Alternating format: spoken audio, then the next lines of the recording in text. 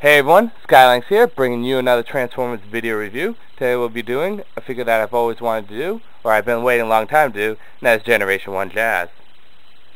Sorry for the rocks crashing in the background. I needed something to contrast the white, because that's a white background, so I had to put something black up there, and other colors. So anyways, on to Jazz. Jazz is Optimus Prime's right-hand man. Jazz takes on the riskiest missions, and he takes on the hardest things to do. He goes up against the toughest of the Decepticons. That's where he gets the title of Special Operations Agent. He is Optimus Prime's most elite, or one of his most elite. Not only does he take these missions on, but he does them with such flair and style. Everything he does has to have that little bit to it, a little something to make it that much better looking. It's not enough for Jazz to shoot the target. Jazz has to flip the gun in his hand, toss it up in the air, catch it behind him, do a cartwheel and shoot the target with the same efficiency. So Jazz does do that. And don't get mistaken, Jazz is not cocky in any way. He's more or less confident, and he just wants to show off. That's what Jazz is. Anyways, Jazz is the second command. When he was on the Ark, though, he was a pilot. And then they crash landed, so I guess that job pretty much ended quickly. Personality-wise, Jazz is probably the most loved of all the Autobots, where Optimus Prime is probably, is the most inspirational, and Ultra Magnus is the most looked up to. Jazz really has that personality that everyone loves. Prime, not to say Prime isn't a very compassionate, not compassionate, but a loving figure, but he doesn't have that big brother kind of status.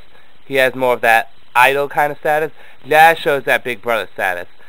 He's really great friends with everyone. Bumblebee looks up to him. All the smaller bots look up to him. In fact, there's really not one Autobot, even including Prime, that doesn't look up to Jazz. Jazz is an inspiration. He really does give off that syndrome that he's a big brother, and the Autobots love that. Even the ill-tempered Autobots like that. So Jazz really counters Prime's seriousness with his own lightheartedness, which is pretty cool. Anyways, Jazz makes it through all of Season 1 and 2, and he makes it through the movie. He was on Moonbase 2, commander of Moonbase 2, but he got eaten up by Unicron. Luckily, he was in the digestion process, and he was saved by Daniel. Season 3, he doesn't really show up that much. He's really just background character. He did win the race for the fastest Autobot, so that's pretty cool. The main reason why he wasn't really in Season 3 that much, other than the fact that they were introducing new characters, was the voice actor that did Jazz died sometime after the movie. I just realized this, but that's another reason why they didn't have Jazz too much. So yeah, that's basically what you need to know about Jazz. He's such a love character. He's a big brother character. I mean, if I had to compare him to anyone else in any kind of universe, it would have to be two people, and that is Jason the Red Ranger and Lando Calrissian. He has to have the style and flair that Lando had, but he has to be caring and loving, the big brother, kind of like Jason was. Anyways, that's Jazz. Let's talk about the figure.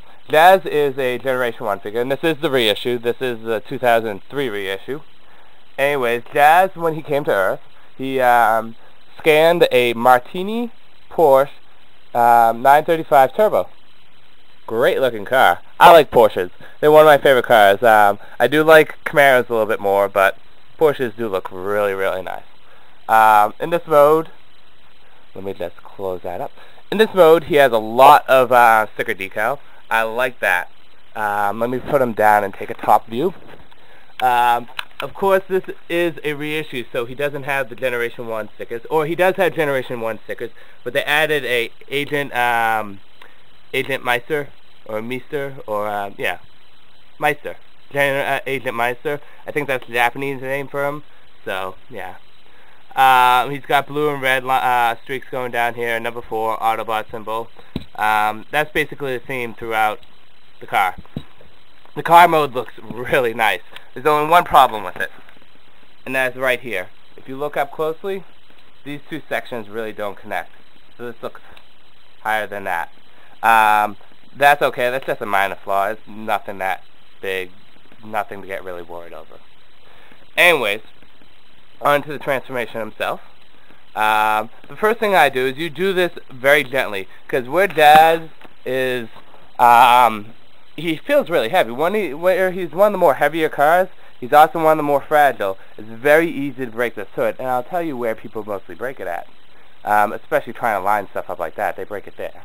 But anyways, the first thing I do, is I open up the doors like so. And this one has some, it just likes to not go all the way, but I'll deal with that later. And then I take this section here and I flip it out and bring it out like so. Lock the feet into place. And this was together, but you can just easily separate it like that. It's not much of a separation, but it defines the feet. Next is you take the hands here, you separate them, they lock into each other, and you bring them out. Let me just bring them up like so. Hopefully you can see that. Bring them up, bring them up. Next is you bring this section back, and you line this whole waist section, or the ab section, up. And then you line this section back up. Last thing you do, and this is where people break this back part. Okay, let's see if you'll be nice today. It's not being nice, but I'll do this from this side. This is where people mess up. People usually just bend down and they break it because it snaps. What you have to do is you actually have to pull it back, then bring it down. There we go. This Jazz transform. Articulation-wise, I was actually very impressed with Jazz articulation-wise, and that is his elbows and his arm has a lot of hinge joints to it, so it can actually do some pretty good poses to it. Other than that, he really can't do much to him. He is a Generation 1 figure, so he's not that posable. His legs don't have any posability. There we go, that's staying. His head doesn't move either. So, again, Generation 1 figure. So, here we go. The only complaint I have about this mode is that the head looks further back on the figure. It should look like it's right here. It's like way back here. That's okay. I'm going to just pause the review for 1 second. I'm going to put his weapons in his... actually, I'll show you the weapons first. Where are they? Here we go.